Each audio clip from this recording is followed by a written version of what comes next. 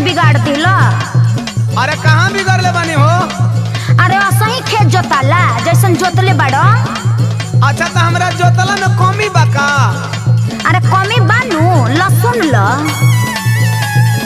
ऊपर ऊपर कुछ छोहता रह जोतेला न मन से खिरो हता रह।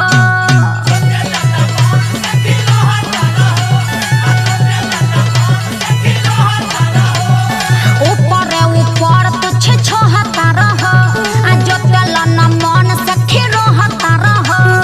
बहुतारू खूब हो बढ़ल बाटे डूब हो एक भी तहरा धसाई कैसे धसाई कैसे धसाई कैसे ए जोताई नहीं तो रोपाई कैसे बतावा हरवा फसाई कैसे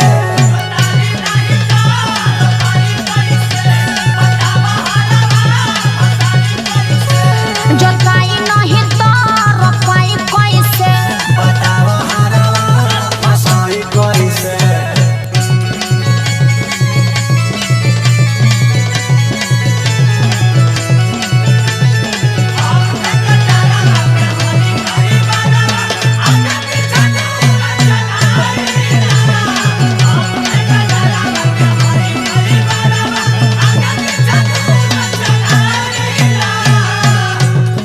अच्छा तो अपन वाला कह ले लो तहार होर फंसता।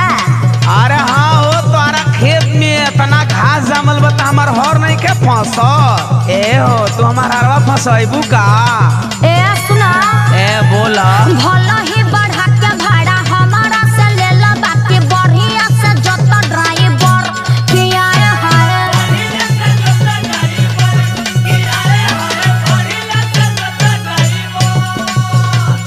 भाड़ा के चक्कर में पोल्हावा तालू हम के त कैसे फसाई टेकटर की ओए होए।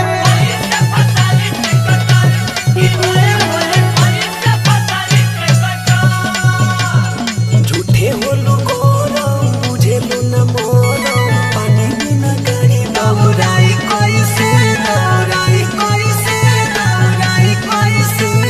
सुनो ना सुनाओ ना जोताई नहीं तो रोपाई कैसे बतावा हरवा फसाई कैसे।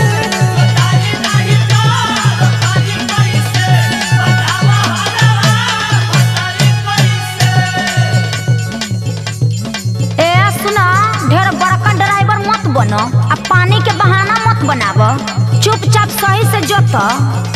सुन बहाना नइखी करत पानी रहेला खेत में न तो हर सर केला बुझाइल कि ना तहरा बुझाता कुछो? चारों कोना पानी